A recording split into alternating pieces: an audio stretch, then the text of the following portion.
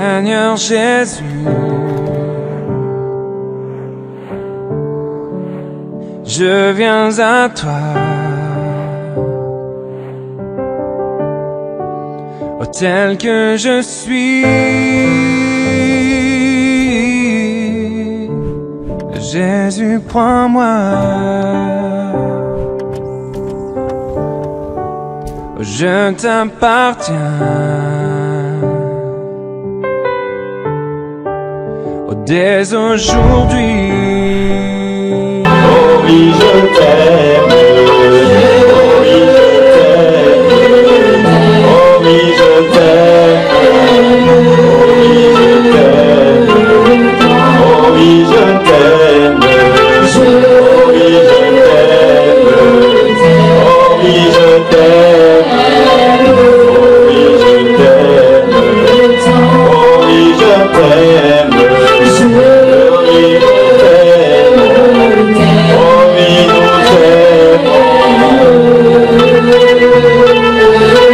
Oh oui, je t'aime.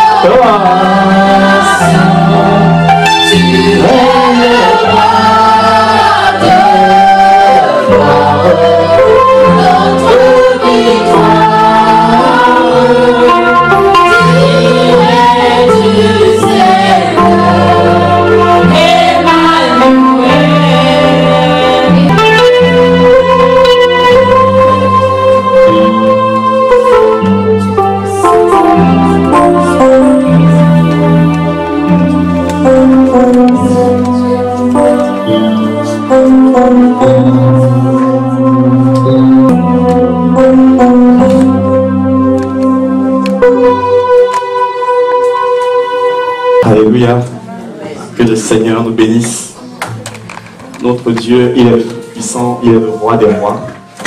Nous venons encore bénir son nom, parce que c'est lui qui nous a rassemblés, c'est lui qui nous a donné la force de pouvoir partir de chez nous pour nous retrouver ici aujourd'hui.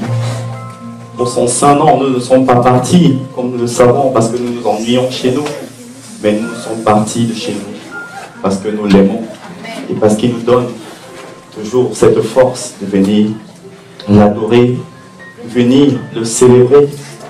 Oh Père, nous voulons te dire merci Seigneur. Merci Père, pour ton souffle de vie Père. Que l'honneur, la gloire, l'honneur te reviennent Papa. Oh Père, nous venons te prier Seigneur, afin que tu nous aides aujourd'hui. Afin que tu nous parles Seigneur éternel. Afin que Seigneur, tu nous aides Seigneur Dieu, à pouvoir te plaire Seigneur.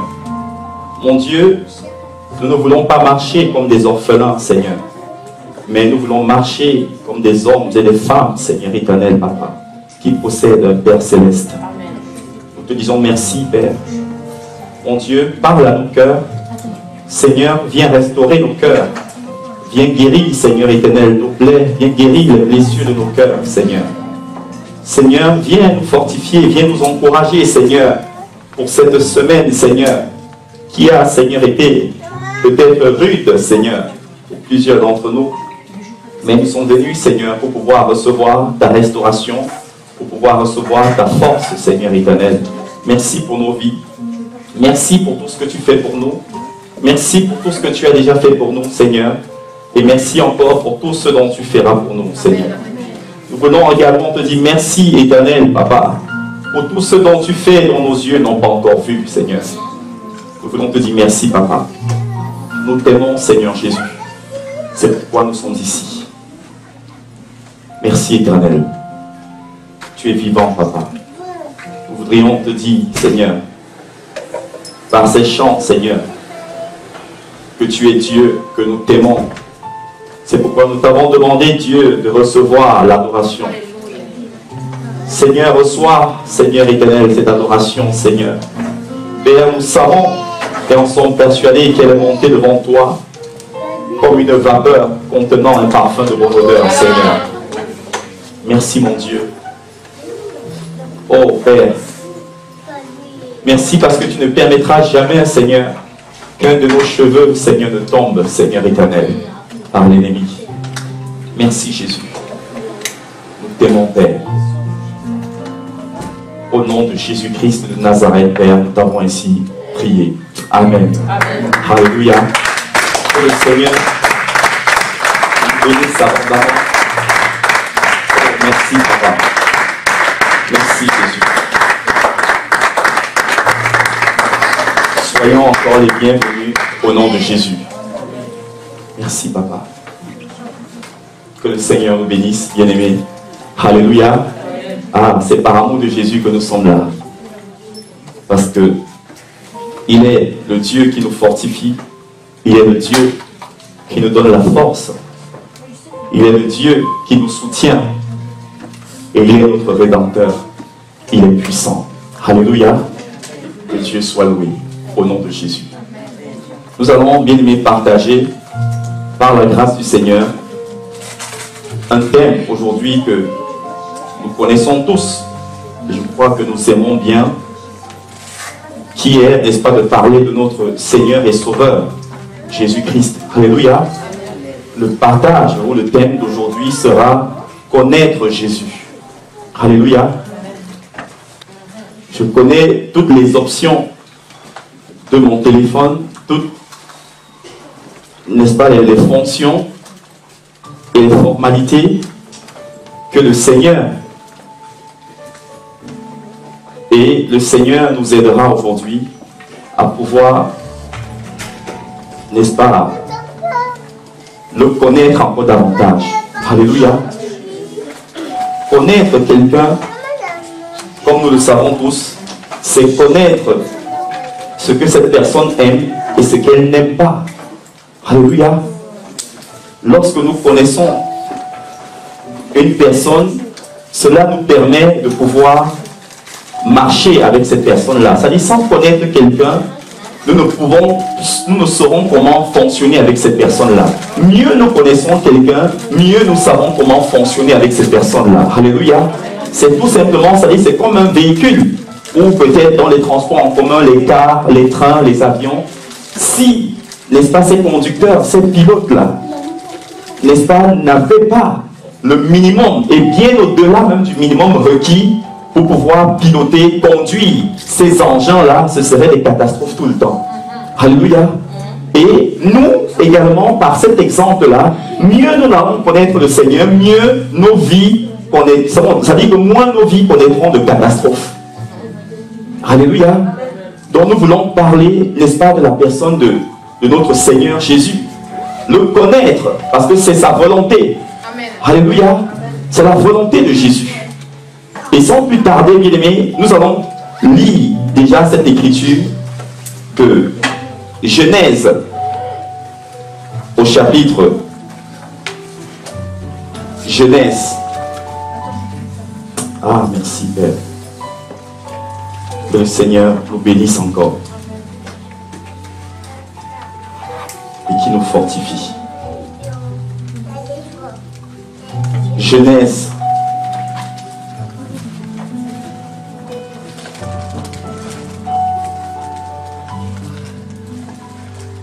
chapitre 2, à partir du verset 7. Connaître Jésus.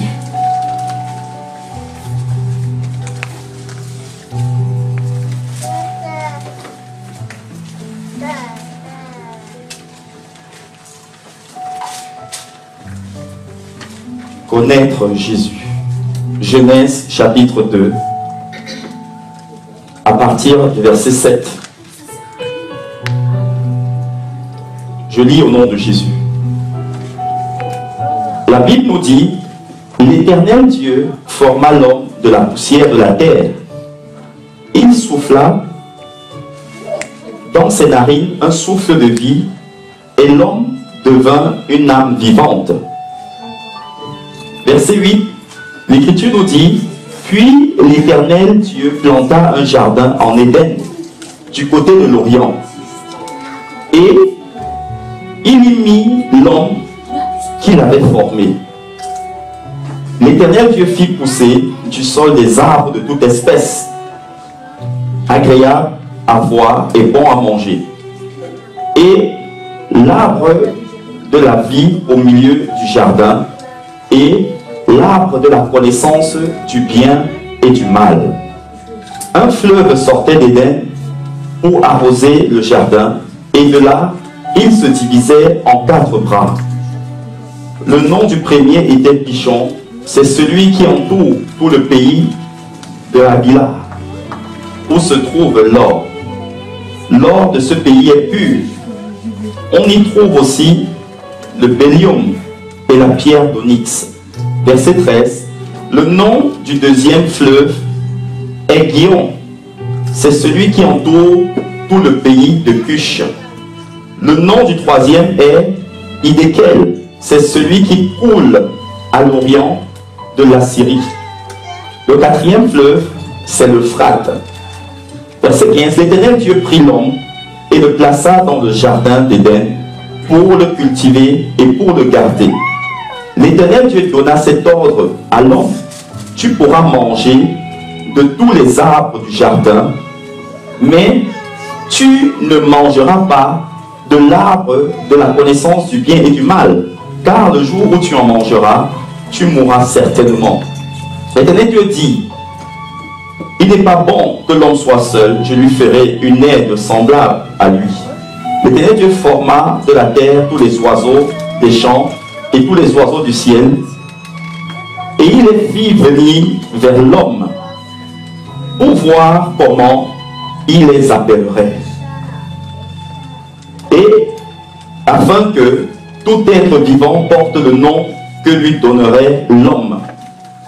Et l'homme donna des noms à tout le bétail, aux oiseaux du ciel et à tous les animaux des champs, mais pour l'homme, il ne trouva point d'aide semblable à lui.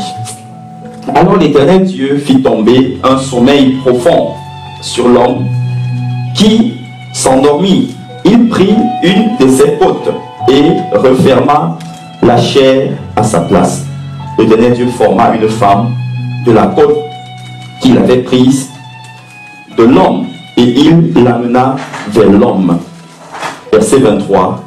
Et l'homme dit, voici cette fois celle qui est os de mes os et chair de ma chair. On l'appellera femme parce qu'elle a été prise de l'homme. C'est pourquoi l'homme quittera son père et sa mère et s'attachera à sa femme. Et ils deviendront une seule chair. L'homme et sa femme étaient tous de nus. Et ils n'en avaient point honte. Alléluia. Nous voyons dans ces textes Dieu qui crée l'homme, comme nous le savons. Et le Seigneur, comme nous avons remarqué dans le chapitre 1, le Seigneur, avant de créer l'homme, se rassure que l'homme ne manquera de rien. Alléluia.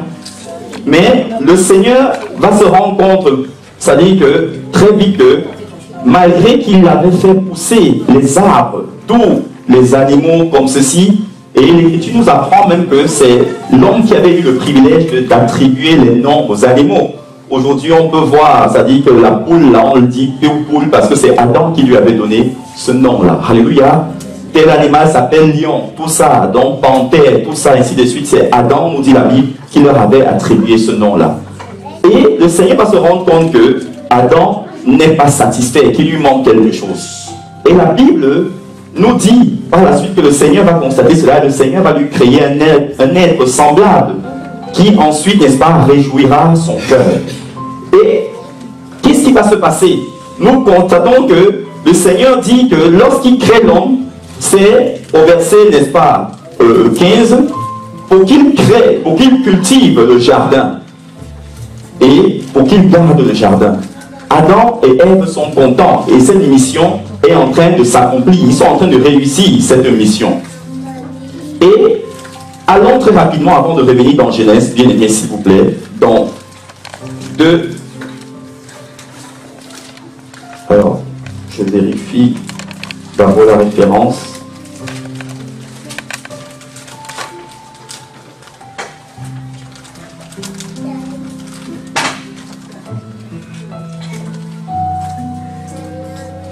Timothée chapitre 2.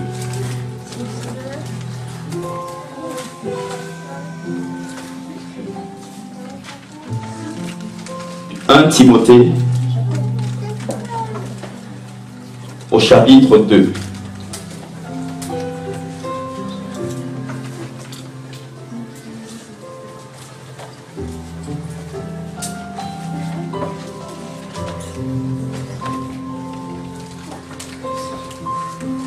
Nous allons lire du verset 1 à 7. 1 Timothée chapitre 2, verset 1 à 7.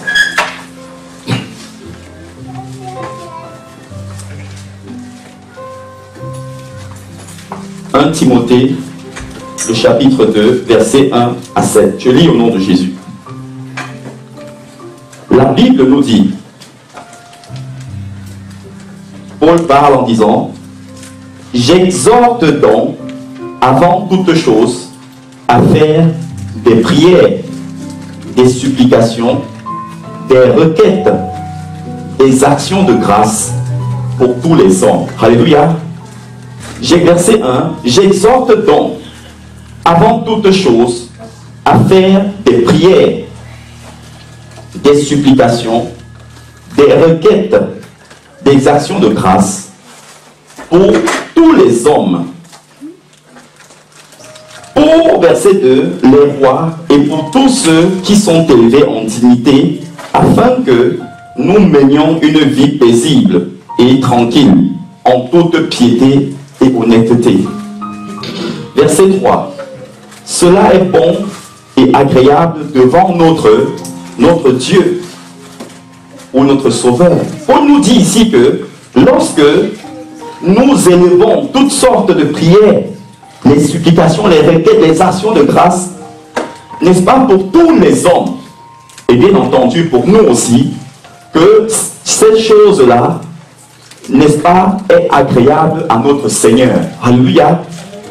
Ça veut dire que quoi, bien aimé? L'une des clés, et c'est même la clé fondamentale de réussite pour un enfant de Dieu, si nous voulons voir encore Dieu agir dans nos vies, il y a une clé, c'est de prier pour les uns et l'évangélisation, principalement l'évangélisation. Alléluia. Et quand on parle d'évangélisation, peut-être, nous n'avons pas fait peut-être comme Jean-Baptiste, aller crier sur la place. Il y a une opération coup de poing qu'on va faire d'ici la fin du mois, à la place des EHPAD, crier comme ça comme Jean-Baptiste. Alléluia. Donc c'est là où on verra les vrais enfants de Dieu. Parce que les vrais enfants de Dieu font des trucs en public comme ça, parce que la vie qu'ils mènent en secret, là, les gens vont le reconnaître. C'est ça, les enfants de Dieu.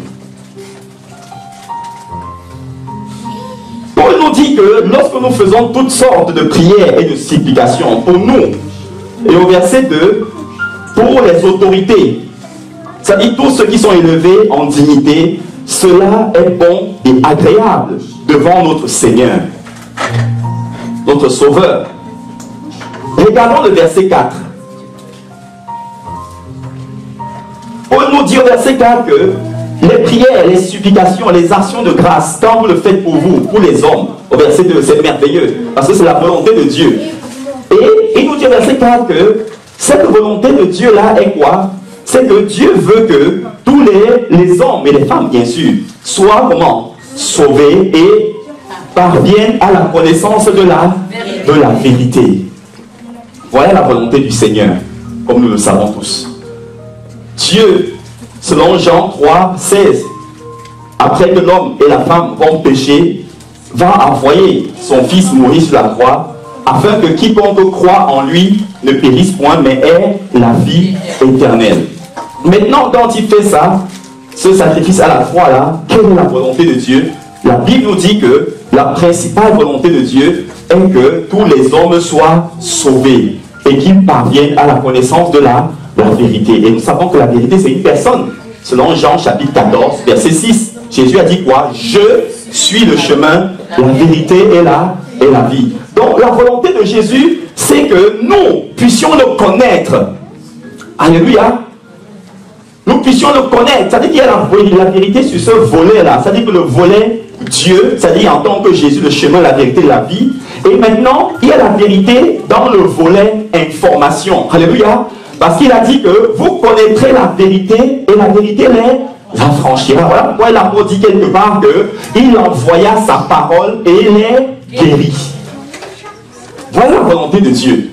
Donc Jésus n'a jamais voulu que l'homme ou la femme, l'être humain, connaisse une autre personne que lui.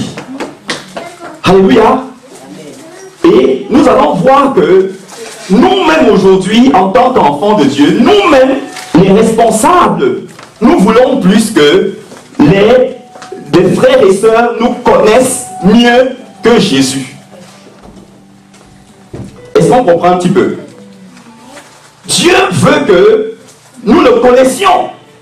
Mais nous, aujourd'hui, enfants de Dieu, nous voulons que les hommes nous connaissent plus. Voilà pourquoi nous voyons, au jour d'aujourd'hui, c'est le cas, hein, c'est-à-dire quand il y a que ce soit des croisades, des programmes chrétiens, on voit plus des gens avec leurs photos là que Jésus. C'est-à-dire les hommes, au lieu de présenter vraiment Jésus, mais ils se mettent au milieu pour qu'on les connaisse plus que Jésus. Or, Jésus nous dit ici au verset 4 que il veut que tous les hommes soient sauvés. Alléluia. Et parviennent à la connaissance de la vérité. Et la vérité, c'est lui-même. Or, en ce moment-là, dans Genèse chapitre 2, que nous avons lu, le verset 1 à 23, nous voyons que Adam reçoit un héritage du Seigneur. Il est le commandant en chef que Dieu a mandaté sur la terre. Et Adam, qu'est-ce qu'il va faire? Il ne va pas être satisfait de tout ce que Dieu lui avait donné. Et Dieu va le constater, Dieu va lui donner ce qui lui manquait. Alléluia. Et qu'est-ce qui va se passer? Adam ignorait que, en ce moment-là, quand Dieu le créait, Adam ignorait qu'il était comme ça. Selon Apocalypse chapitre 12, il y avait une guerre au ciel. Alléluia. Que Satan avait voulu prendre la place du Seigneur et il a été chassé du ciel. Amen. Et Adam lui-même, quand il est créé, Adam, avant que Dieu ne lui donne l'information, Adam ignore que Satan est dans le jardin d'Éden. Alléluia. Voilà pourquoi, parce que ce n'est pas Jésus qui a pris Satan pour le mettre dans le jardin d'Éden. Hein? Non, niet. C'est lui-même, quand il a été chassé, qui a choisi de tomber à cet endroit-là. Et qu'est-ce qui se passe? Dieu se dit, non, Satan a péché au ciel et je veux que la chose-là demeure seulement au niveau des anges qui sont demeurés avec moi au ciel et moi. Alléluia. Mais qu'est-ce qui va se passer? Il y en a un qui était à l'abri, à l'ombre. C'est-à-dire qu'on ne voyait pas. Et c'était lui, Lucifer. Alléluia. Et comme la volonté de Dieu nous dit, 1 Timothée 2, verset 4, ici, que Dieu veut que les hommes parviennent, soient sauvés et parviennent à la connaissance. Voilà pourquoi dans le jardin d'Éden, il y avait l'arbre de la connaissance du bien et du mal. Donc Satan voulait se faire connaître. L'humanité ne le connaissait pas encore. Alléluia. Adam ne connaissait pas Satan. Ève ne connaissait pas Satan. Il n'y a que les anges déchus, les démons qui avaient suivi Satan, qui savaient que Lucifer, l'astre brillant, le chérubin protecteur, avait péché et qu'il était devenu Satan. Parce qu'il n'a pas été créé Satan. Il a été créé pur, saint. Il était intègre au départ, selon Ézéchiel au chapitre 28 que nous connaissons tous. Alléluia. Selon Ésaïe chapitre 14. Il était intègre au départ. Mais la Bible nous dit dans Ézéchiel 28, il était intègre jusqu'au jour où le péché est arrivé dans son cœur. Donc il n'y a que Satan et les démons, les anges déchus qui l'avaient suivi, et Dieu et les anges qui étaient restés au ciel. Et Dieu voulait que ça se limite là. Que plus personne n'ait cette information, cette connaissance-là. Et qu'est-ce qui va se passer? Satan, il arrive au jardin d'Éden, dans l'ombre, il veut arriver sur la place publique. Et voilà, qu'est-ce qu'il va faire? Il arrive auprès d'Ève et Adam pour commencer à se présenter d'abord à Ève. Alléluia. On va dire deux, parce que tous les deux étaient devenus une seule chair. Il se présente à Ève.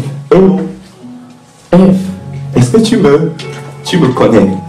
Est-ce que 2 Timothée dit que Dieu voulait que nous parvenions à la connaissance de Satan? Non! Que nous parvenions à sa seule connaissance. Et Adam se dit, non, j'ai entendu quand Dieu a dit à Adam, multipliez-vous, remplissez la terre.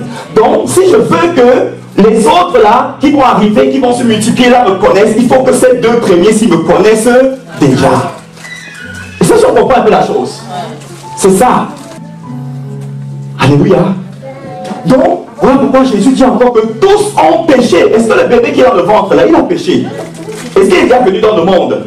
Mais comment ça se fait que Jésus dit qu'ils ont péché et il est privé de la gloire de Dieu? Pourquoi? Parce que Ève, quand Dieu lui avait posé la question, mais qu'est-ce qui t'est arrivé? Elle a dit, le serpent m'a séduite, le serpent m'a initié à l'autre monde. Le monde du mal. Alléluia. Et pour cette initiation-là, il fallait que Satan lui parle. La séduction, l'initiation. La Bible nous parle de 4 types d'initiation dans la Bible. Dans sorcellerie, la sorcellerie. Le premier, c'est par la parole. C'est ce qui s'est passé dans le jardin d'Éden. Le serpent est venu parler. De 2, c'est la nourriture. Ils ont mangé. Voilà comment on initie les gens à la sorcellerie. Soit on le fait par la nourriture vous mangez, vous ne savez pas. C'est soit on vous le fait par la parole. Ça dit une parole, et là c'est le cas de la franc-maçonnerie, rose croix et tout ce genre de choses-là. Là c'est la sorcellerie consciente. Alléluia. Voilà pourquoi Satan vient, il dit, là on a cité les deux qui sont produits dans le jardin d'Éden. La troisième, n'est-ce pas, c'est le cas de Samson. Alléluia. La séduction, l'initiation par les femmes ou les hommes. Alléluia. Et on a vu le jardin d'Éden, la parole, la nourriture. Alléluia. Et Samson, les hommes ou les femmes. Ça dit si c'est un homme, Satan va essayer de l'initier par soit une femme. Si c'est une femme, Satan va essayer de l'initier par un homme. Alléluia. Et le dernier, c'est par l'âme. L'initiation ou la séduction par l'argent. Voilà les 4 types d'initiation. Voilà pourquoi on parle du Dieu Mammon, le Dieu de l'argent monnaie. Parce que Dieu dit que l'argent et l'or appartiennent à Dieu. Mais il s'agit là de l'argent matière, pas les billets ou les pièces. C'est l'argent matière, ça dit l'or. Et l'argent, ça dit c'est l'argent matière. Ça n'a rien à voir avec les billets où on a mis les inscriptions bizarres là-dessus. Donc on compte que l'argent et l'or appartiennent à Dieu. C'est de l'argent matière. La matière, l'or qu'on retire de la terre. L'argent qu'on retire de la terre. Ce n'est pas les billets, les pièces. Donc, voilà ces 4 types d'initiation là. Les 2 principales ont été démontrées dans le jardin d'Éden par la parole et par la nourriture. Et les 2 derniers par Samson, c'est-à-dire la femme Dalila. Et dans Apocalypse chapitre 2, le Seigneur parle à l'église de Thyatire que ce que tu as un grand amour en tant qu'église, tu as une grande fidélité, tu as, n'est-ce pas, une grande, c'est-à-dire que les œuvres, tes œuvres premières sont, tes œuvres actuelles, autant pour moi, sont plus nombreuses que tes œuvres premières. Alléluia. Et le Seigneur a dit, mais ce que j'ai contre toi, c'est que tu laisses Jézabel, celle qui se dit prophétesse. Alléluia. Fais quoi là? Ça dit que séduire, apporter des viandes sacrifiées aux idoles. Donc c'est l'enseignement, la parole. Alléluia. Donc comme cela, ça dit l'argent, les hommes ou les femmes, la nourriture et la parole. Et Dieu va arriver au jardin d'Éden, sachant bien sûr que Adam et Ève, parce qu'il est le Dieu omniscient, qu'ils avaient déjà péché. Parce que Dieu leur avait dit que manger de tous les fruits des arbres du jardin, mais excepté quoi? Le fruit de l'arbre de la connaissance. Donc Dieu ne voulait pas que l'homme et la femme connaissent Satan. Donc c'est Dieu. C'est voilà pourquoi nous ne cherchons pas à connaître Satan. C'est-à-dire, ne cherchons pas à étudier Satan, mais laissons que ce soit Jésus qui nous enseigne ce qui est Satan. Alléluia. C'est ça qui s'est passé. Donc, Dieu ne voulait pas qu'ils aient le contact direct. C'est-à-dire que la connaissance de Satan soit entre eux-mêmes. Et Dieu lui-même voulait, parce qu'il a dit que il veut que l'homme soit sauvé, qu'il parvienne à la connaissance de la vérité. On a vu que la vérité a 2 facteurs. Le facteur vérité en tant que Jésus, Jean 14, 6, et le facteur vérité en tant qu'information. Donc Dieu lui-même voulait enseigner qui est Satan à Adam et Ève. Alléluia. Parce que Dieu connaît le monde spirituel. Et il n'y a que lui qui peut nous enseigner comment contrecarrer Satan. Alléluia. L'arbre de la connaissance du bien et du mal. Voilà pourquoi aujourd'hui, même le bébé qui sort du ventre, tout de suite, il naît en tant que pécheur. Alléluia. Et la Bible nous dit, non seulement il naît en tant que pécheur, mais le plus grave, c'est que il est privé de la gloire de Dieu. Car tous ont péché et sont privés de la gloire de Dieu. Où est-ce qu'on va en venir? Ce que nous devons savoir, c'est que Satan singe Dieu. C'est-à-dire que Satan imite Dieu. Dieu veut qu'on le connaisse.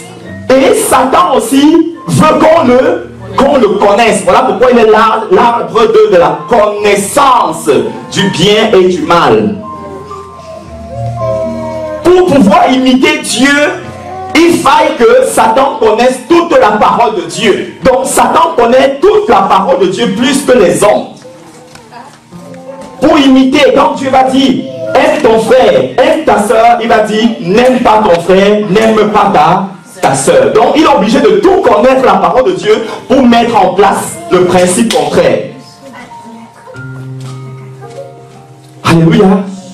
Satan singe Dieu.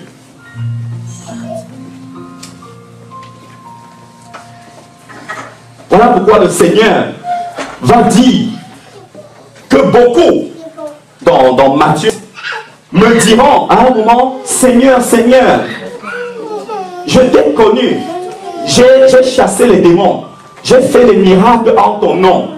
Et le Seigneur répondra quoi? Car je ne vous ai jamais connu. Je ne vous ai jamais connu. Et comme l'Écriture nous dit que, on va lire dans Genèse, s'il vous plaît. Genèse chapitre 6.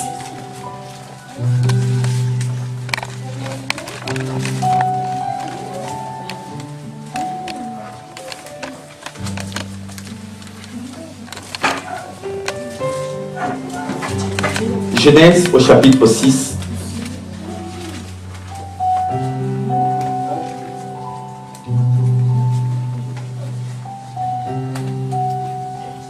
Nous allons lire à partir du verset 1 jusqu'au verset 7.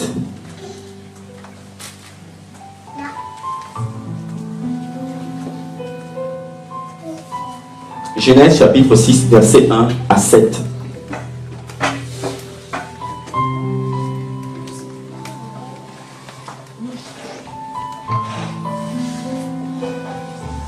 La Bible dit au verset 1, lorsque les hommes eurent commencé à se multiplier sur la race de la terre et que des filles leur furent nées, verset 2, les fils de Dieu, c'est-à-dire les anges, virent que les filles des hommes étaient belles et ils en prirent pour femmes parmi toutes celles qu'ils choisirent.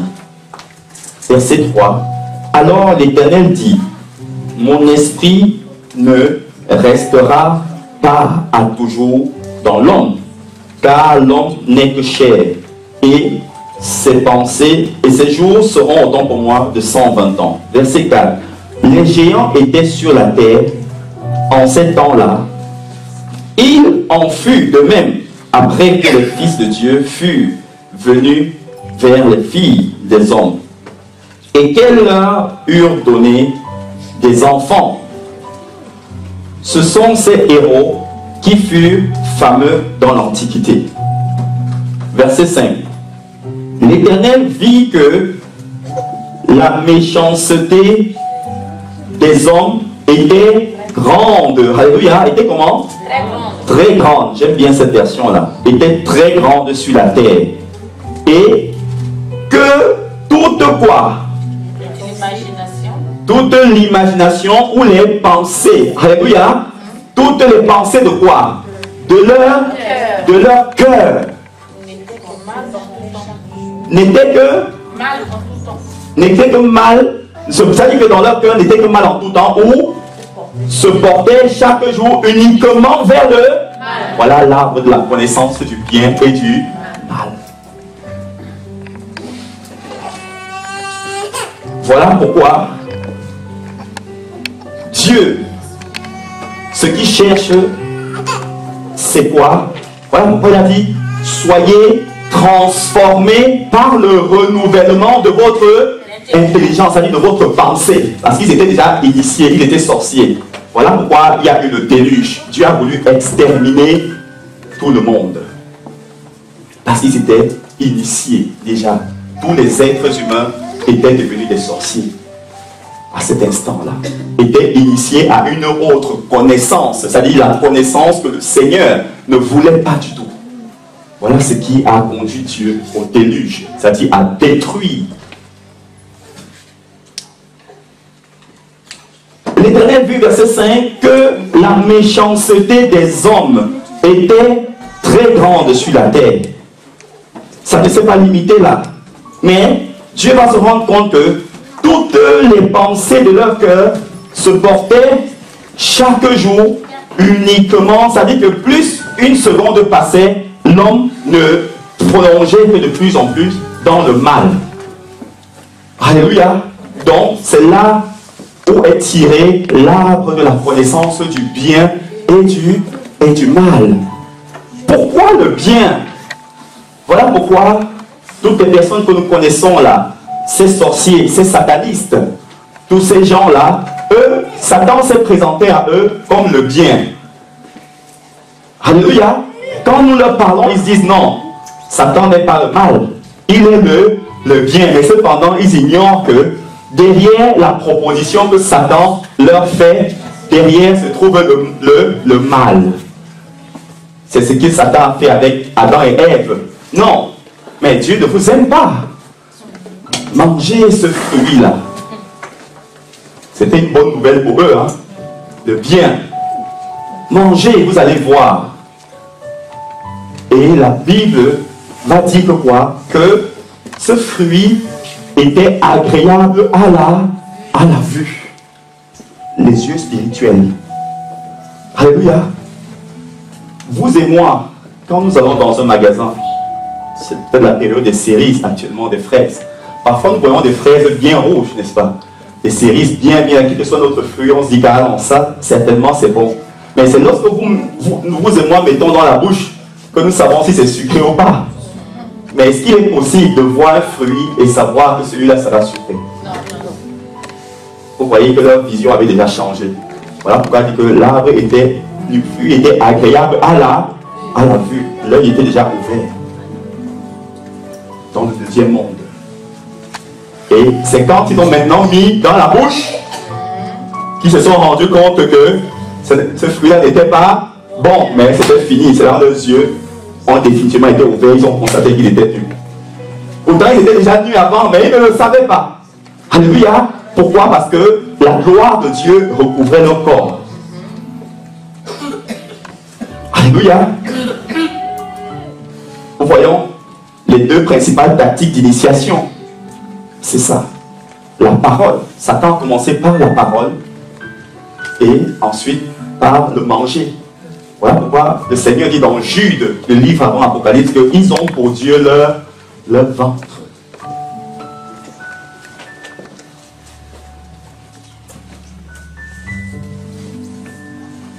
Voilà pourquoi le Seigneur donne cet enseignement afin que nous faisons attention à ce que nous mangeons quand nous allons quelque part. Amen. Alléluia. Ce n'est pas pour que nous ayons peur. Non, l'Écriture dit que tout est sanctifié par la parole et la prière. Si nous allons quelque part, on nous présente à manger. Si nous avons vraiment envie de manger, prions, sanctifions cela et mangeons. Maintenant, si après avoir prié et que dans notre esprit, on ressent quelque chose de pas bien, il ne faut pas forcer, c'est une alerte du Saint-Esprit peut-être. Alléluia. Comprenez bien, c'est une alerte peut-être. Ce n'est pas... Je ne sais pas si on comprend. Est-ce que je commence à connaître tout le monde ici? Amen. C'est une alerte peut-être. C'est-à-dire, si après avoir prié, jusque-là, ça dit qu'il n'y a pas la paix ici dedans, c'est peut-être une alerte du Saint-Esprit. Alléluia. Ça dit que le Saint-Esprit parle aussi de cette manière-là. Parce que quand on ressent quelque chose là, c'est une pensée du cœur. Ça provient de notre âme. Amen. C'est ça. La Bible dit, verset 5, Genèse 6 là, que l'Éternel vit que la méchanceté des hommes était grande sur la terre et que toutes les pensées de leur cœur se portaient chaque jour uniquement vers le mal. Ça veut dire que uniquement. Donc les pensées là n'avaient pas autre direction. Uniquement. Alléluia. C'est un adverbe. Uniquement vers le mal. Ça montre que le bien que Satan présente là, ce n'est pas de bien en fait. Parce que ces pensées-là devaient se tourner vers l'origine du péché, qui était le bien et le mal. Alléluia. Mais ce bien-là, ce n'est pas un bien, c'est un semblant de bien. Mais en fait, c'est le mal qui est derrière. Alléluia. Le bien là, c'est quoi? C'est la séduction. Alléluia. Le bien là, c'est-à-dire quand Satan a présenté le projet à Adam et Ève, que non, Dieu ne vous aime pas, mais mangez ça, vous serez comme lui. Ils n'ont pas été peut-être intelligents. Si ça avait été nous, on aurait dit que bon, comme tu veux être comme Jésus depuis le ciel là, mange en premier, tu deviens comme lui, comme ça nous aussi on va manger. Mais ce n'est pas passé, ça n'a pas traversé leur esprit. Alléluia. Et vous voyez que toute chose a une origine. Voilà pourquoi même dans les publicités, on nous présente toujours, voilà, quand on montre des pubs, on montre les bonnes facettes des produits. Regardez tel détergent, il enlève telle tâche juste en 10 secondes. Mais quand vous avez une tâche là, vous avez acheté le produit, vous mettez dessus, vous voyez que, voilà, c'est ça. Donc, voilà ce côté-là. Pourquoi est-ce que le Seigneur nous partage ça aujourd'hui, bien-aimés? C'est pour que nous soyons très vigilants au jour d'aujourd'hui. Vous allez voir que aujourd'hui, un homme ou une femme va être trompé par la parole. Supposons, je suis un homme, je veux me marier. Je suis une femme, je veux me marier. La femme ou la fille que je rencontrerai là, je vais lui apporter des paroles douces. Je ne sais pas si on comprend. Des paroles douces. Et si l'homme là, qui voit cette femme là, qui lui dit, ah, je t'aime beaucoup. Alléluia. Vivement le mariage. L'homme, quand il va entendre ça, mais il va se dire, quelle bénédiction, vrai ou faux? Il va essayer de précipiter ce programme-là, afin que le mariage se fasse. Et si cette femme-là n'était pas bonne, pour lui, c'est une fois dans le mariage qu'il se rend, c'est-à-dire que c'est une fois avoir consommé. Là, quand elle va manger, c'est là où ses yeux sont ouverts. Voilà pourquoi on dit que l'amour rend aveugle les fiançailles, mais le mariage ouvre les yeux. Donc, notre problème sur la terre provient de la séduction par les paroles, par la nourriture, par les hommes ou les femmes et par l'argent. Le dieu Balaam, Apocalypse chapitre 2. C'était le cas de l'église de Thyatire. Le Seigneur dit à l'église de Thyatire, tu as un grand amour. Thyatire, votre église là, il n'y a aucune sur la terre qui a de l'amour des frères et des sœurs comme vous. Thyatire, votre fidélité vis-à-vis de moi, il n'y en a aucune sur la terre comme église qui est fidèle vis-à-vis de moi comme vous. Thyatire, Jacques a dit, montre-moi ta foi, je te montrerai mes œuvres. Thyatire, en matière d'œuvres, il n'y a aucune autre église sur la terre comme vous qui a de bonnes œuvres comme vous. Mais, verset 8, Thyatire, ce que j'ai contre toi, c'est que tu laisses la femme, Jézabel, qui se dit prophétesse, enseigner à mes enfants des viandes sacrifiées aux idoles. Il dit précisément la doctrine de Balaam, l'argent. Alléluia. Soyons vigilants, bien-aimés. Nous sommes à la fin des temps. Plus nous connaîtrons Jésus, plus Jésus nous enseignera ce qu'est le monde. Alléluia. Plus nous connaîtrons Jésus, plus Jésus nous évitera de tomber dans les pièges du monde. Plus nous connaîtrons Jésus, plus Jésus ouvrira sur les choses nos yeux sur les choses du monde.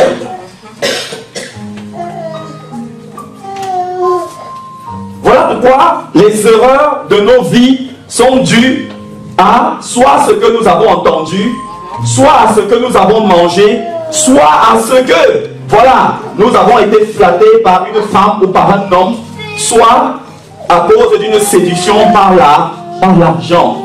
Regardez les émissions que nous voyons à la télé. Des gens qui avaient fait des économies toute leur vie. Comme ceci, après ils ont vu une publicité à la télé, là, on venait investir. Comme ceci, ils ont vu que non, les intérêts étaient plus supérieurs par rapport à ce que les banques traditionnelles proposent.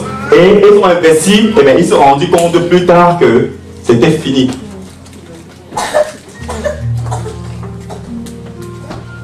Alléluia.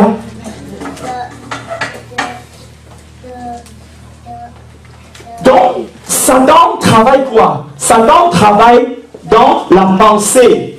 Et voilà pourquoi Jésus a dit que soyez transformés par le c'est-à-dire que notre pensée ou notre intelligence a besoin d'être renouvelée. Et par quoi on peut renouveler cela? Par la parole de Dieu. Est-ce que c'est en lisant seulement la parole de Dieu? Non. Parce que Satan lit aussi la parole de Dieu. Voilà pourquoi on a vu qu'il singe Dieu, c'est-à-dire il imite ce que Dieu fait. Et pour pouvoir connaître comment contrecarrer toute la parole de Dieu, il a besoin de lire la parole de Dieu. Regardez, dans les loges maçonniques, où est-ce que ces gens-là prêtent serment? C'est sur la Bible, hein? Ils ont trois choses: la Bible, l'équerre et le compas. C'est sur la table du grand maître de la loge. Alléluia. Ils connaissent la Bible.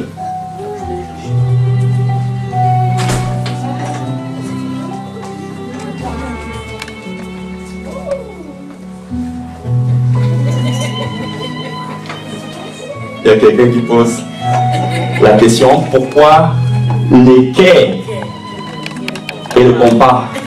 C'est parce qu'on appelle Lucifer dans la maçonnerie le grand architecte.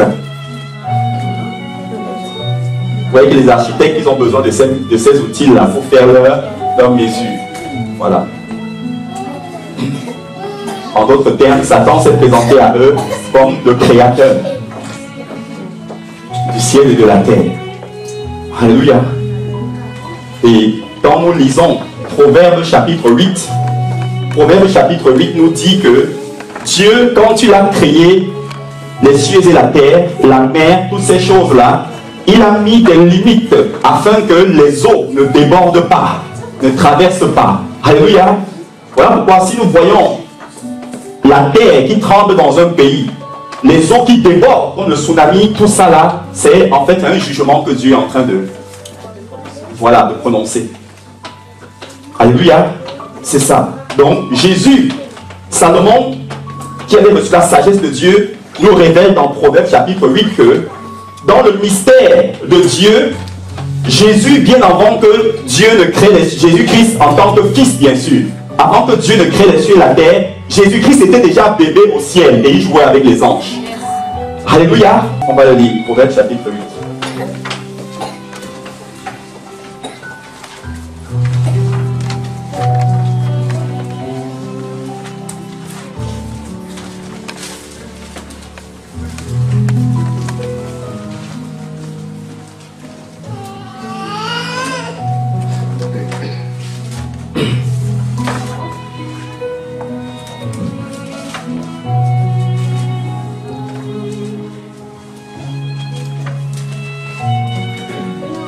Proverbe chapitre 8 à partir du verset 22.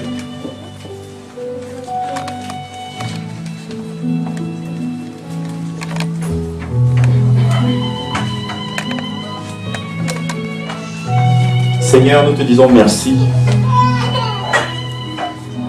Parce que tu es Dieu, Père. Papa, nous voulons encore te dire que nous t'aimons et que tu nous aides, Seigneur, à comprendre, Seigneur, les mystères de ta parole, Seigneur.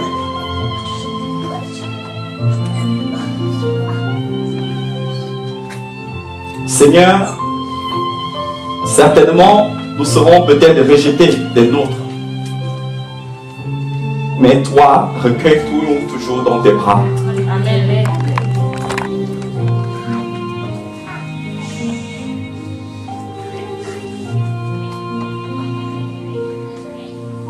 Tu as dit, Jérusalem, Jérusalem, qui tue mes prophètes, qui lapide tous ceux qui te sont envoyés. Combien de fois ai-je voulu rassembler tes enfants comme une poule rassemble ses poussins sous ses ailes, et vous ne l'avez pas voulu. Maintenant, vous ne me verrez plus jusqu'à ce que vous dites, béni soit celui qui vient au nom du Seigneur.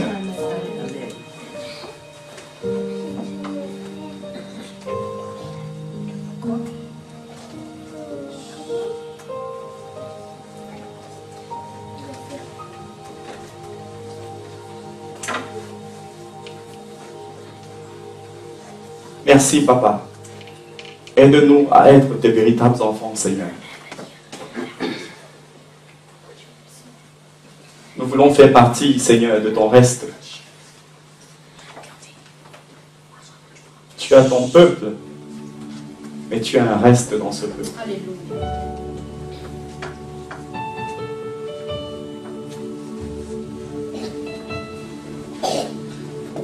Proverbe chapitre 8, à partir du verset 22.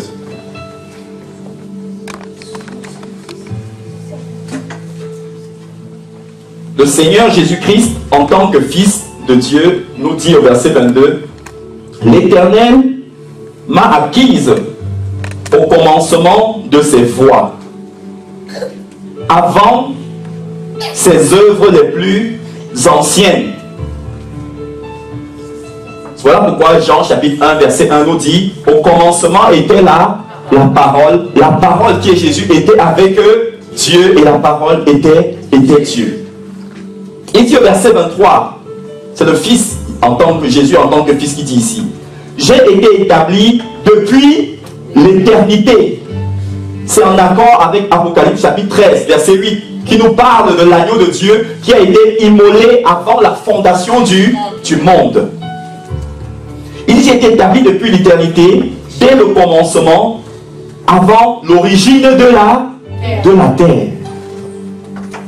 Regardons verset 24. Je fus, comment? Engendré ou enfanté.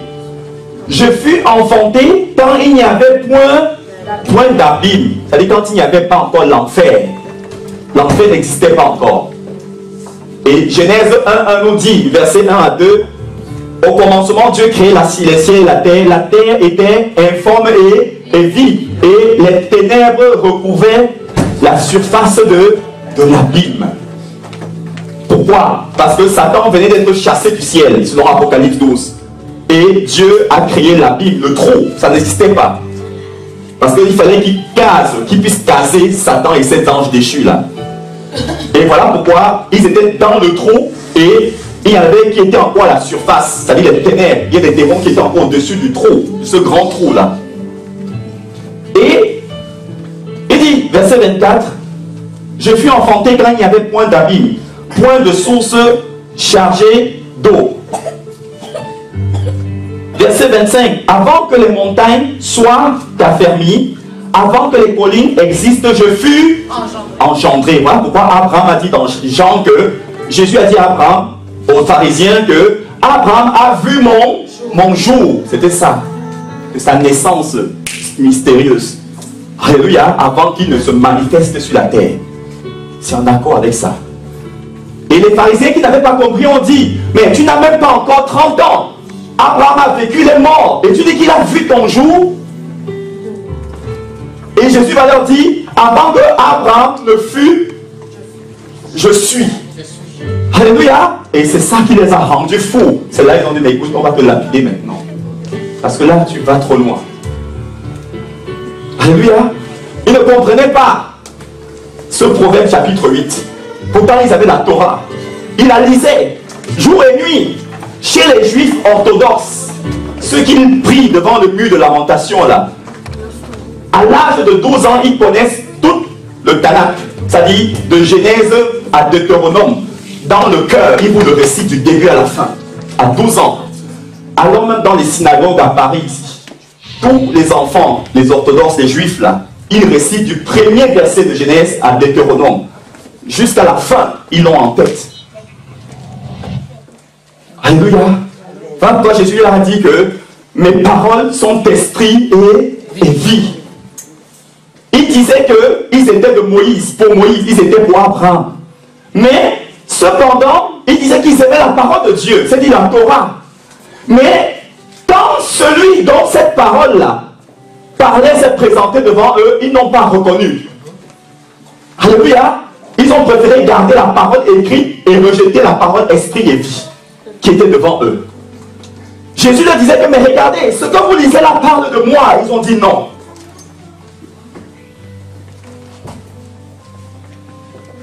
Alléluia. Regardez, ces gens-là priaient le Seigneur, ils lisaient la Bible jour et nuit. Et quand Jésus va naître, ils ne vont même pas être au courant. C'est les sorciers, les mages, qui vont avoir la révélation que le Fils de Dieu est né. Et ce sont ces mages-là qui viennent donner l'information à Hérode. Et Hérode se dirige maintenant vers les chefs, les sacrificateurs là demain. Donc, le Fils de Dieu, là, il est né, et les sacrificateurs disent, ah bon, c'est vrai? Il n'était pas au courant.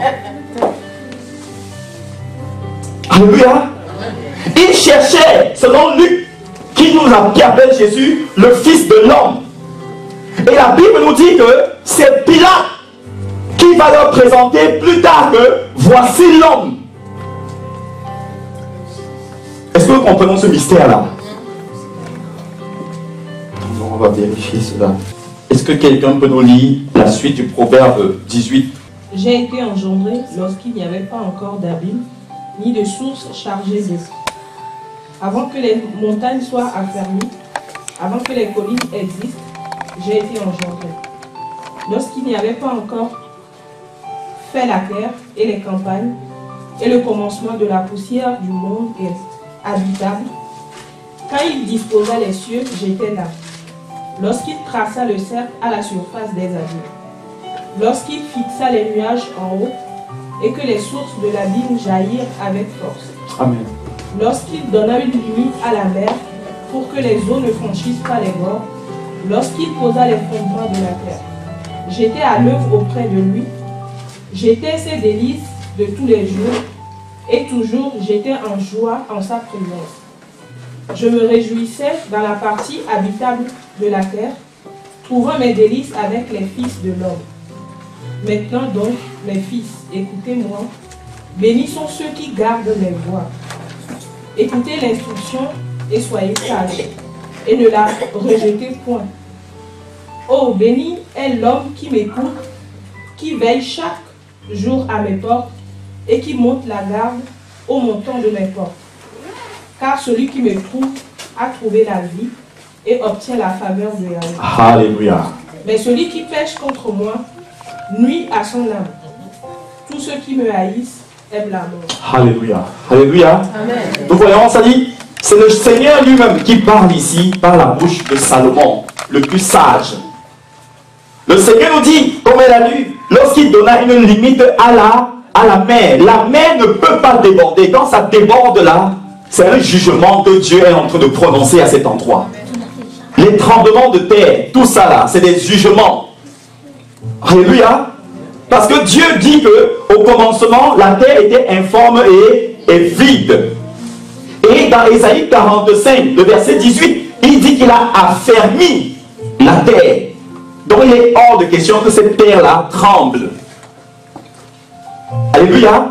Donc quand la terre tremble, il y a de l'eau qui déborde, là, comme on a lu voilà, ici en France, récemment, en Bretagne, un peu, ça dit l'eau débordait, c'est des jugements que Dieu est en train de prononcer à cet endroit-là. Et il dit,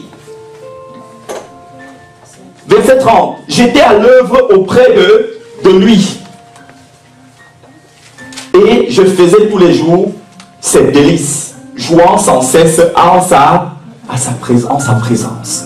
Le Seigneur parle ici en tant que bébé avant qu'il ne soit manifesté sur la terre. Et il dit, jouant sur le globe de sa terre, la terre du Père, et en trouvant mon bonheur parmi qui?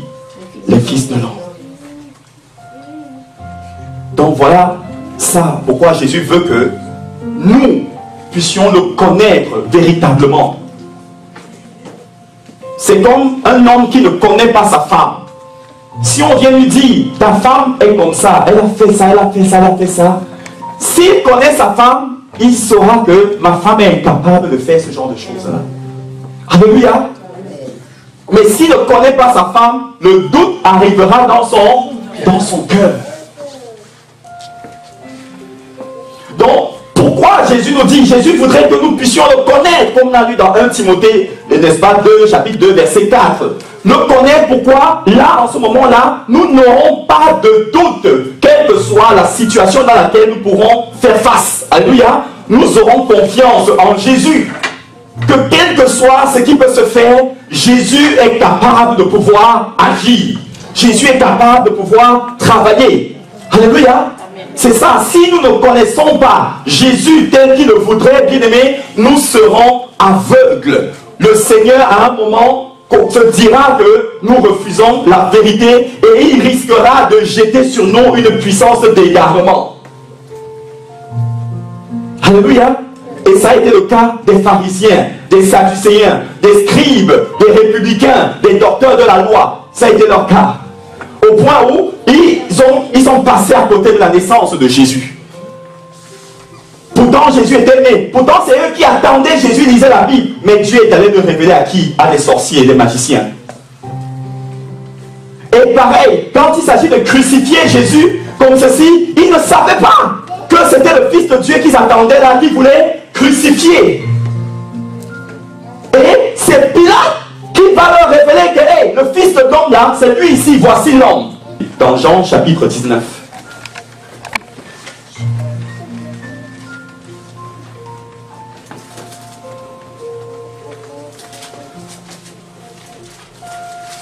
Jean chapitre 19, s'il vous plaît, bien.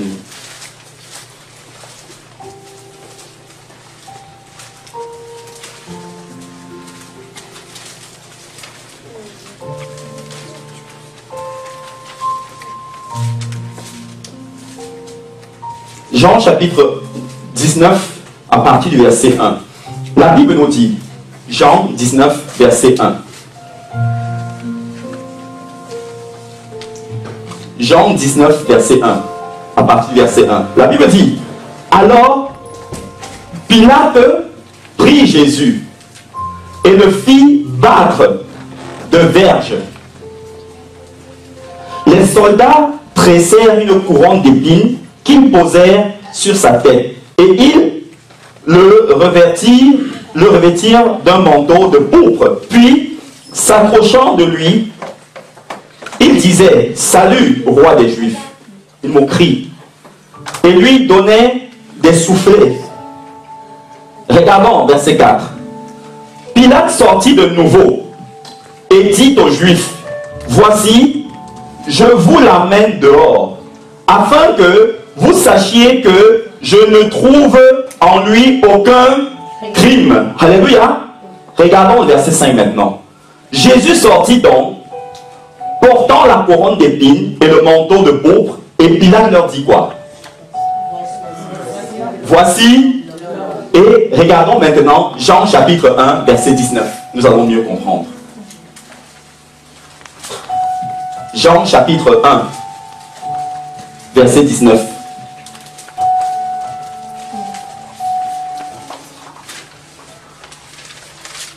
Jean chapitre 1, le verset 19.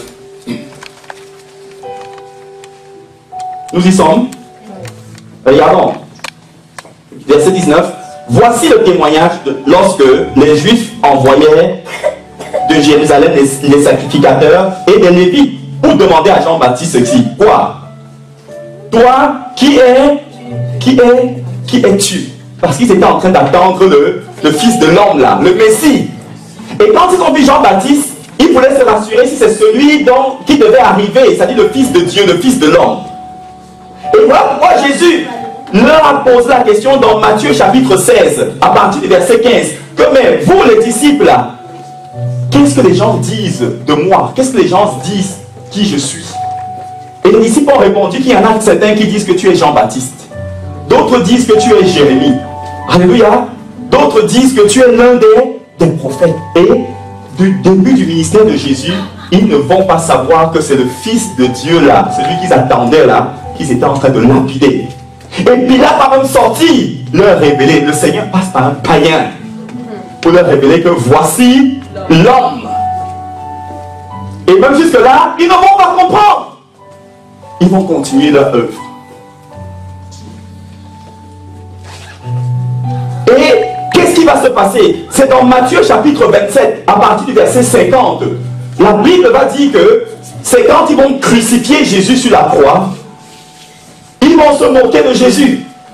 Et Jésus, à un moment, va dire, la Bible va dire que, et Jésus rendit l'esprit. Alléluia. La Bible dit quand Jésus va rendre son esprit, ça c'est une écriture merveilleuse. Ça montre que l'homme n'a pas de pouvoir sur Dieu. Alléluia. Jésus, c'est lui-même qui a rendu son esprit. Si Jésus n'avait pas, parce qu'il était lui, il est lui-même le chemin, la vérité, la vie, n'est-ce pas? Comment quelqu'un qui est la vie peut mourir? Il ne peut pas mourir. Voilà pourquoi il avait besoin de rendre son esprit au Père pour que la mort physique vienne l'atteindre. Alléluia. Tant qu'il n'avait pas rendu, il serait aujourd'hui jusqu'au 6 de septembre 2015, toujours sur la croix en vie, dans la souffrance. Alléluia. Voilà pourquoi il a fallu qu'il rende son esprit. Et la Bible dit, quand il rendit l'esprit, c'est là où il ferma les yeux pour mourir. Et la Bible va dire que, à cet instant-là, la terre va trembler. Et les ténèbres vont recouvrir. La terre va se retrouver pour la première fois de l'histoire dans le noir total. Et c'est là que les païens, les soldats qui étaient mis à côté au pied de la croix là, pour surveiller, vont ouvrir la bouche pour lâcher une phrase. Que assurément, cet homme était le... Mais les sacrificateurs, ceux qui étaient des enfants de Dieu là, ne savaient pas. Alléluia. Connaître Jésus. Connaître Jésus nous éloignera de toute forme de doute, mes amis. Il n'y a rien dans notre vie que Jésus soit incapable de faire. Jésus veut que nous le connaissions. Parce que si nous connaissons Jésus, lui aussi nous connaît. Voilà pourquoi il a dit, beaucoup diront Seigneur, Seigneur, j'ai fait ceci en ton nom, tout ça, il dira quoi? Éloignez-vous de moi, je ne vous ai jamais connu. Jésus voudrait que nous le connaissions, bien-aimés. Connaissons Jésus. Et Jésus, nous allons voir ce que Jésus fera pour notre vie. Jésus fait du bonheur pour nous. Jésus fait la paix pour nous. Il a dit, je vous donne ma paix, mais pas comme les hommes vous la donnent. Jésus a dit, je suis le chemin, la vérité et la vie. Jésus a dit, comment vous errez comme des enfants qui n'ont pas de père. Jésus a dit, vous ne serez jamais la tête et non la queue. Jésus a dit, je suis le lion de la tribu de Judas. Jésus a dit, je suis le premier, le dernier. Jésus a dit, je suis celui qui vous rassemble, comme une poule rassemble ses enfants sous ses ailes. Connaissons Jésus, bien-aimé. Jésus veut que nous le connaissons. Qu'aucun homme ne prenne la place de Jésus dans notre vie. Qu'aucun homme ne soit, n'est-ce pas, d'interface entre Jésus et nous. Les hommes veulent se faire connaître au lieu de faire connaître Jésus.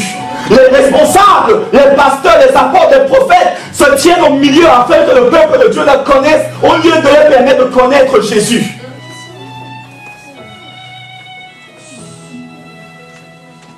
Voilà pourquoi vous et moi, nous retrouvons là aujourd'hui comme ça. Parce qu'on ne l'a pas connu, malgré notre dévotion, malgré notre amour pour lui. Mais on ne nous a pas présenté Jésus tel qu'il est. On a réduit l'évangile. On a réduit la vérité. Mais gloire soit rendue à Dieu parce que la véritable église de Jésus est une. Elle n'est pas divisée. Les véritables enfants de Dieu se reconnaissent. Si vous allez n'importe où sur la terre, si vous croisez un véritable enfant de Dieu, vous allez le reconnaître.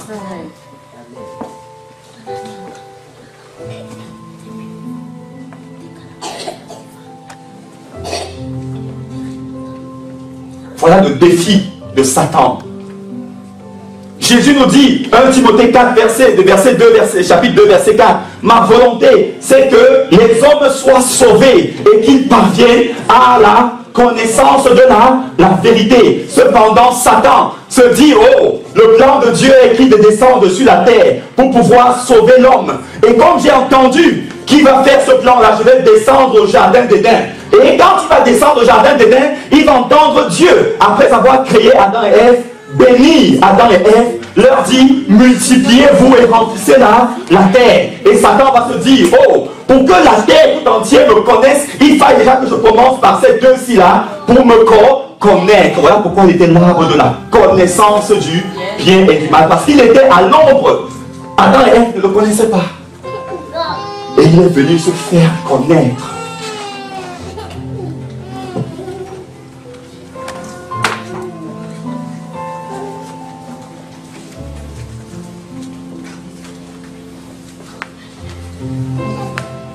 Oh, si nous devons nous glorifier, bien-aimés, Jésus attend que nous nous glorifions d'une seule chose. L'homme n'a pas à se glorifier pour quoi que ce soit si ce n'est de connaître Dieu. On va lire Jérémie et on va clôturer avec.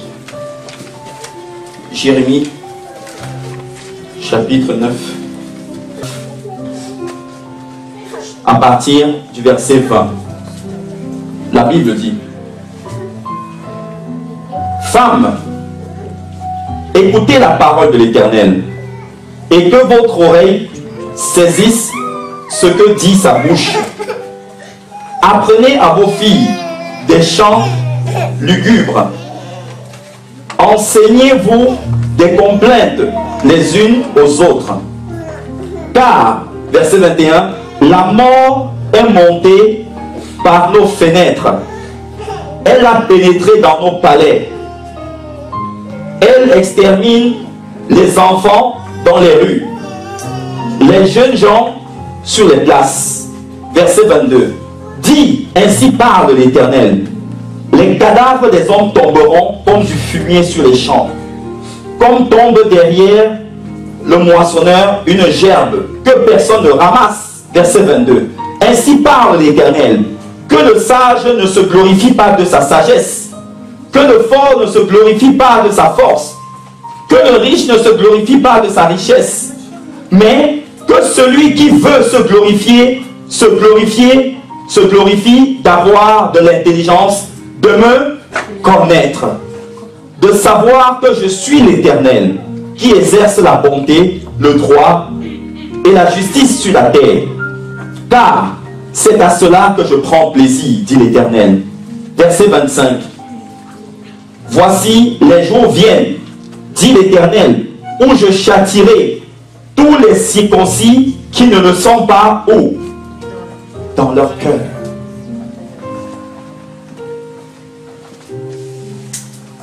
Dans toutes les églises sur la terre, et même ici, il y a des circoncis, c'est-à-dire des étiquettes d'enfants de Dieu, mais qui ne le sont pas dans leur cœur.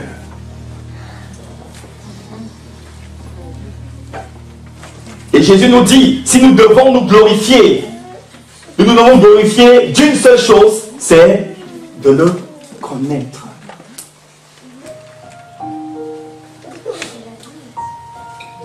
Alléluia. Que le Seigneur bénisse sa parole. Est-ce que nous pouvons nous tenir debout, s'il vous plaît, nous allons tenir.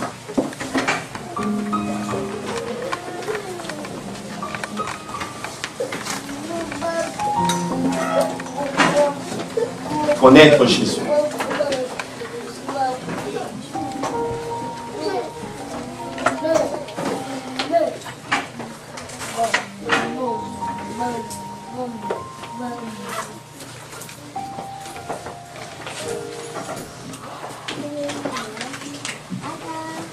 Élevons nos voix, s'il vous plaît, bien-aimés.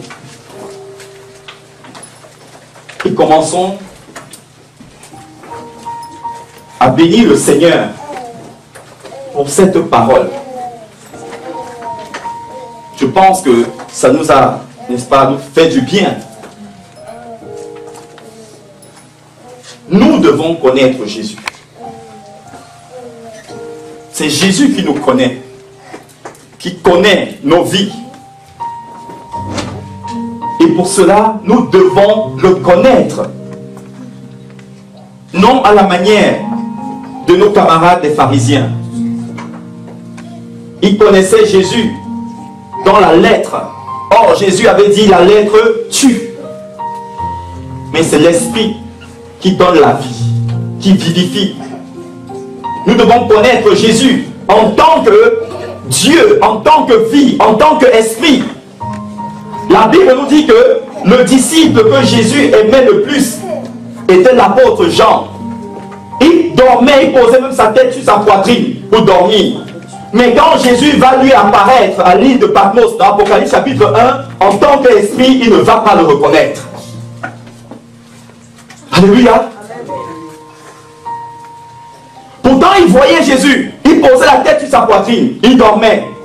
Mais quand Jésus va se présenter tel qu'il est, en tant qu'esprit, il ne le reconnaîtra pas.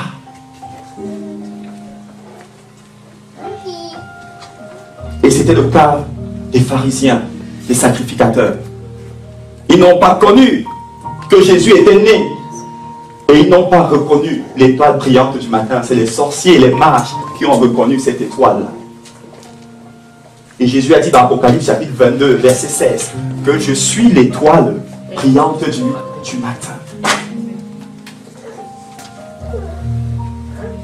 Élevons nos voix, s'il vous plaît, bien-aimés, et commençons à parler au Seigneur, chacun d'entre nous avec ses propres mots, en demandant au Seigneur de nous aider à le connaître. En disant au Seigneur, Seigneur, que tous les moyens dont tu juges nécessaires, dont tu devras faire usage pour m'apprendre à te connaître, Seigneur, fais usage de ces moyens-là, Seigneur. Je suis prêt à suivre, Seigneur Père éternel, le procédé.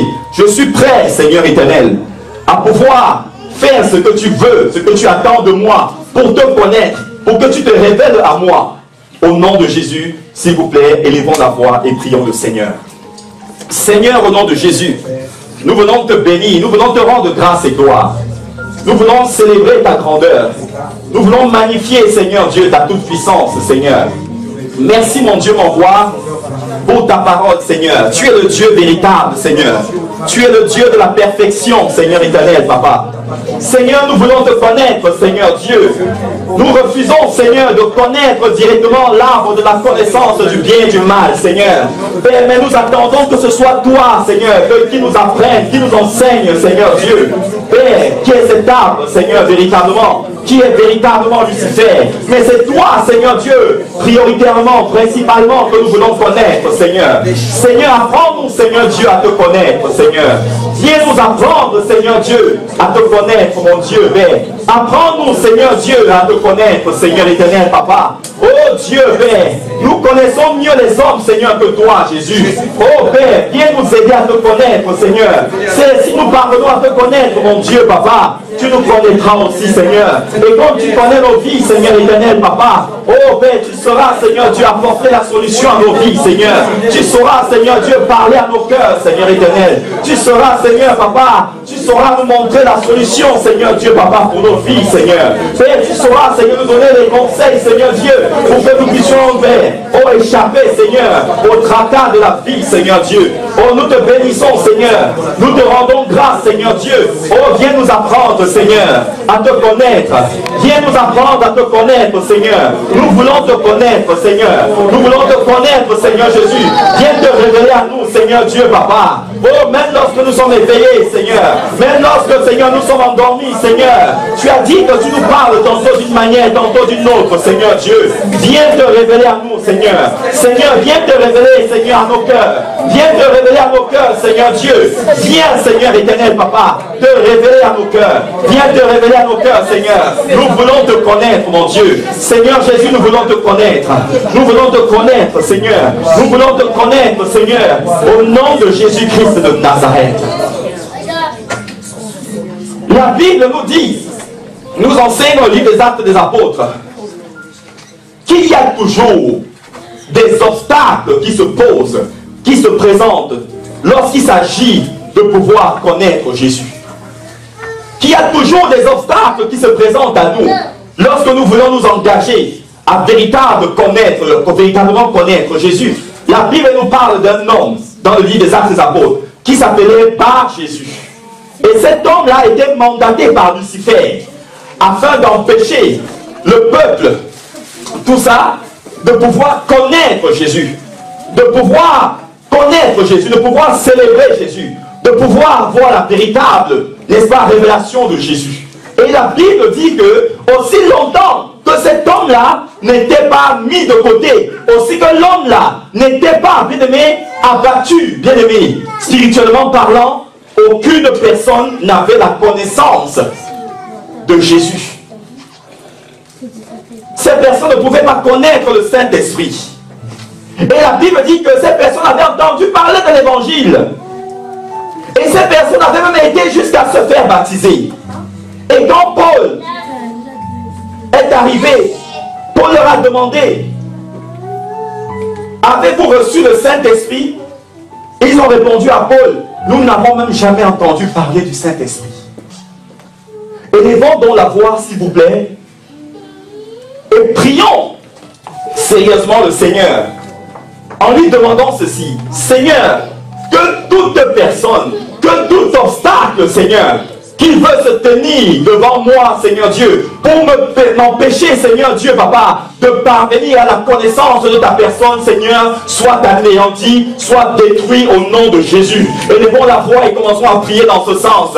Disons, Seigneur, au nom de Jésus, Seigneur, que tout obstacle, Seigneur Dieu, que toute puissance, Seigneur Dieu, des ténèbres, Seigneur, comme c'était avec Bar Jésus, Seigneur Dieu, Papa, qui viendra, Seigneur, se tenir devant ma vie, Seigneur Dieu, Père, pour m'empêcher, mon Dieu, Père, à parvenir à la connaissance, Seigneur, de la révélation de ta personne, Seigneur Dieu. Oh Dieu, Père, je viens te prier, Seigneur, Papa, que cet obstacle soit brisé, Seigneur Dieu, que cette puissance soit anéantie, Seigneur Dieu, et que cette puissance spirituelle, Seigneur Dieu, que cette principauté, Seigneur, cette divination, Seigneur Dieu, Papa, soit anéantie, Seigneur Dieu, que les puissances, Seigneur Dieu, soient réduites à néant, Seigneur, au nom de Jésus-Christ de Nazareth, au nom de Jésus-Christ de Nazareth, toute puissance, tout obstacle, Seigneur Dieu, Papa, voulons te présenter devant moi, voulons te présenter devant ma vie, Seigneur, et pour m'empêcher, Seigneur, de te connaître, parce que tu m'as enseigné que ta volonté, Seigneur, que je sois sauvé, Seigneur, et que je parvienne à la connaissance, Seigneur Dieu, de ta personne, Seigneur Dieu. Père, je refuse, Seigneur, de connaître le mal. Je refuse, Seigneur, de connaître la calomnie. Je refuse, Seigneur, de connaître l'hypocrisie. Je refuse, Seigneur, de connaître la sorcellerie. Je refuse, Seigneur, de connaître l'initiation, Seigneur Dieu. Et j'accepte, Seigneur. Je dis oui, Seigneur Dieu, à connaître Jésus, à connaître Jésus, à connaître Jésus, à connaître Jésus, Seigneur. Je veux te connaître, Seigneur. Je veux te connaître, Seigneur. Viens parler dans mon cœur, Seigneur. Seigneur, viens parler à mon cœur, Seigneur Dieu. Viens parler à mes oreilles, Seigneur Dieu. Je veux te connaître. Je veux te connaître. Je veux te connaître. Je veux te connaître, Seigneur, au nom de Jésus. Oui, Seigneur. Nous voulons te connaître, Seigneur. Nous refusons de demeurer, Seigneur Dieu, Papa, dans notre ignorance, Seigneur, de ta personne, Seigneur. Nous voulons te connaître, mon Dieu. Nous voulons te connaître, toi le véritable, Seigneur, le Dieu véritable, la vie éternelle, Seigneur.